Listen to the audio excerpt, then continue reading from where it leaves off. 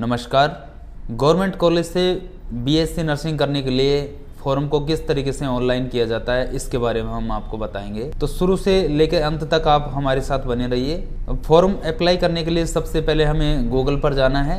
Google पर हमें यहाँ पर सर्च करना है RUHS। सर्च करने के बाद नीचे जो नर्सिंग लिखा हुआ आ रहा है यहाँ पर हमें क्लिक करना है। क्लिक करने के बाद हमारे सामने एक विंडो ओपन होती है जो कि RUHS की ऑफिशियल वेबसाइट है।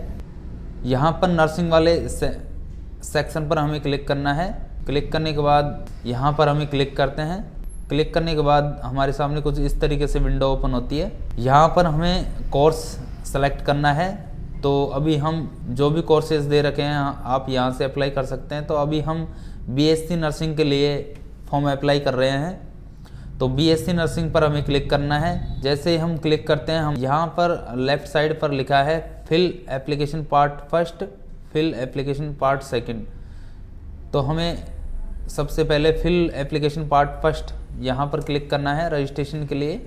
तो जैसे ही हम ओपन करते हैं यहाँ पर हमें एक चीज़ का ध्यान रखना है, जो भी हमें यहाँ पर डिटेल डालनी है वो कैपिटल लेटर में ही डालना है। यहाँ पर लिखा हुआ है इन ब्लॉक लेटर्स। हम यहाँ पर 10th की मार्कशीट के अकॉर्डिंग यहाँ पर अपनी डिटेल डाल देते हैं।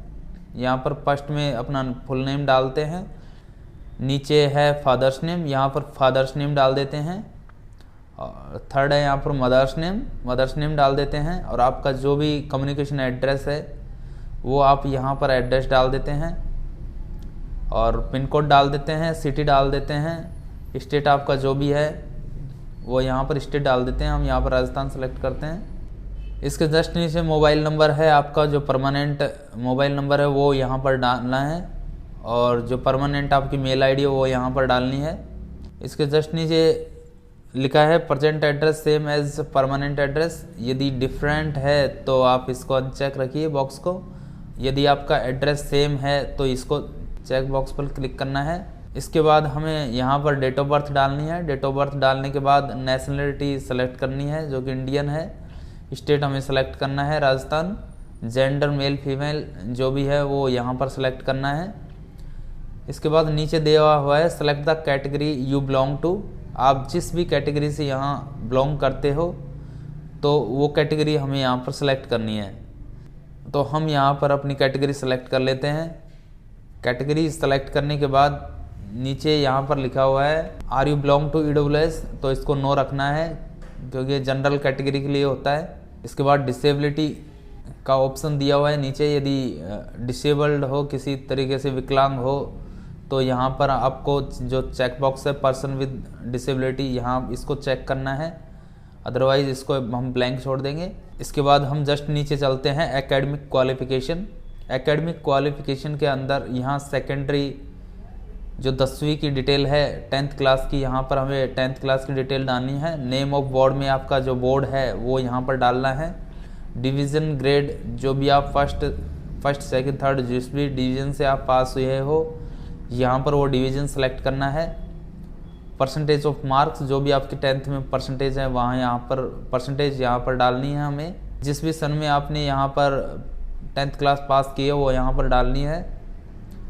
सब्जेक्ट और जो भी 10th में ऑल जनरल सब्जेक्ट होते हैं तो यहाँ पर ऑल जनरल सब्जेक्ट हम यहाँ पर लिख देते हैं। इसके बाद है ड्यूरेशन ऑफ कोर्स। तो ड्यूरेशन हमारा 1 साल का है वो यहाँ पर हमें डाल देना है। नंबर ऑफ अटेम्प्ट कितनी बार में आपने इसको पास किया है 10th को, तो यहाँ पर डाल देते हैं हम यहाँ पर। इसके बाद जस्ट हम नीचे चलते हैं। 12th की डिटेल यहाँ पर डालनी है। यहाँ पर पास लिखा हुआ आ रहा है ऑलरेडी। नीचे हमें नेम ऑफ बोर्ड में नेम ऑफ जो 12th का जो बोर्ड है हमारा उसका नाम डालना है। उसके बाद हमें ईयर ऑफ पासिंग डालनी है, नंबर ऑफ अटेम्प्ट डालना है और इसमें बाद लिखा हुआ है do you have CGPA score. यदि आप CBSE से हैं, CGPA है तो आपको यहाँ पर यस करना है। यदि CGPA नहीं है तो इसको नो करना है। इसके बाद नीचे दिया हुआ है फिजिक्स, केमिस्ट्री, बायोलॉजी और इंग्लिश। तो इसमें मार्क ऑब्टेन दिया हुआ है, मैक्सिमम मार्क्स दिए हुए हैं। तो मैक्सिमम मार्क्स में आपके जो भी 100 है मैक्सिमम मार्क्स सब्जेक्ट पर सब्जेक्ट के तो यहाँ पर हमें डालने हैं। और मार्क ऑफ 10 में यहाँ पर जितना भी पर सब्जेक्ट जितने भी मार्क आए हैं वो यहाँ पर हमें मेंशन करने हैं। इसके बाद हमें नीचे चलना है, यहाँ पर information regarding conduct character certificate. तो यहाँ पर नीचे दिया हुआ है name of institute last attended. तो लास्ट क्लास जो आपने अटेंड की थी उस इंस्टीट्यूट का, उस स्कूल का हमें नाम यहाँ पर डालना है। तो हम यहाँ पर पूरा नाम डाल देते हैं। नाम डालने के बाद जस्ट नीचे यहाँ पर दिया हुआ है name and address of 2 government employ. जो भी गवर्नमेंट एम्प्लॉय जो भी आपके कांटेक्ट में हैं उनका यहाँ पर नाम और उनका एड्रेस यहाँ पर हमें डालना है, जो कि गवर्नमेंट एम्प्लॉय होने चाहिए, नॉट इन ब्लड रिलेशन, आपके फैमिली में के नहीं होने चाहिए वो। और इसके जस्ट नीचे यहाँ पर दिया हुआ है, यहाँ पर नीचे इन्फॉर्मेशन दी हुई है, इसको हमें यहाँ पर नो करना है। नो करने के बाद नीचे सबमिट डिटेल्स जो बटन है यहाँ पर क्लिक करना है। क्लिक करने के बाद एक बार हमें ये पूरा फॉर्म को हमें चेक कर लेना है। यदि कोई इसमें गलती होती है तो नीचे इसमें दिया हुआ है एडिट डिटेल का बटन। तो एडिट डिटेल पर हमें क्लिक करके फॉर्म को वापस से हम एडिट कर सकते हैं। तो हम यहाँ कन्फर्म एंड कंटिन्यू बटन पर क्लिक करते हैं।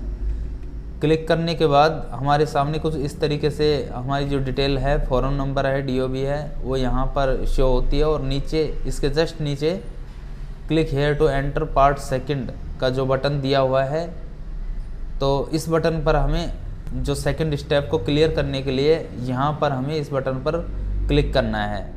तो हम यहाँ पर क्लिक करते हैं। तो जैसे ही हम यहाँ पर क्लिक करते हैं तो हमारे सामने एक ये पेमेंट का जो ऑप्शन यहाँ पर विंडो ओपन होती है पेमेंट वाली। यहाँ पर हमें पे पेमेंट वाया इंटरनेट बैंकिंग जो बटन है यहाँ पर हमें इस पर क्लिक करना है। क्लिक करने के बाद हमारे पास इस तरीके से कुछ ऑप्शन दिए हुए हैं पेमेंट के। हम नेट बैंकिंग से भी कर सकते हैं और हम यहाँ पर जो अलग अलग यहाँ पर UPI का भी ऑप्शन दिया हुआ है और डेबिट कार्ड का भी है, तो उससे भी कर सकते हैं। हम यहाँ नेट बैंकिंग से आपको पेमेंट करना बताएंगे। तो आपका यहाँ पर चार्ज लग रहा है 1810 रुपये। तो हम यहाँ पर पे करते हैं। पेमेंट कंप्लीट होने के बाद हमारे सामने ये विंडो ओपन होती है। यहाँ पर देखिए सेलेक्ट टाइप ऑफ फाइल। तो यहाँ पर हमें 2 चीज़ें अपलोड करनी है, एक तो फ़ोटो, एक सिग्नेचर। हम यहाँ फ़ोटो सेलेक्ट करते हैं। फर्स्ट ब्राउज पर क्लिक करते हैं और यहाँ पर हमें फ़ोटो चूज़ करना है। हम यहाँ फ़ोटो चूज़ कर लेते हैं कैंडिडेट की। उसके बाद हमें अपलोड बटन पर हमें क्लिक करना है। तो इस तरीके से हमारी फ़ोटो अपलोड हो जाती है। स्टेटस में फ़ोटो इज़ अवेलेबल शो हो रहा है यहाँ पर। उसके बाद हमें सिग्नेचर सेलेक्ट करना है। सिग्नेचर पर यहाँ नीचे ब्राउज़र पर जाके सिग्नेचर सेलेक्ट करना है और इसे अपलोड करना है। अपलोड करते हैं। अपलोड के बाद यहाँ पर यदि हमें फ़ोटो सिग्नेचर देखना है तो स्टेटस के नीचे जो ग्रीन यहाँ पर दिया है photo is available, signature is available, यहाँ पर कर्सर को ले जाकर हम इसे चेक कर सकते हैं। चेक करने के बाद हम नीचे जो बटन दिया हुआ है सबमिट बटन, तो यहाँ पर हमें क्लिक करना है। जैसे ही हम सबमिट बटन पर क्लिक करते हैं तो कुछ डिक्लेरेशन कुछ इस तरीके से हमारे सामने आता है। तो डिक्लेरेशन हमें पढ़ लेना है। पढ़ने के बाद click here to confirm the declaration पर हमें क्लिक करना है और इस तरीके से हमारा फॉर्म है जो कम्प्लीटली फिलअप हो जाता है और हमें इसका प्रिंट आउट दे देना है। धन्यवाद।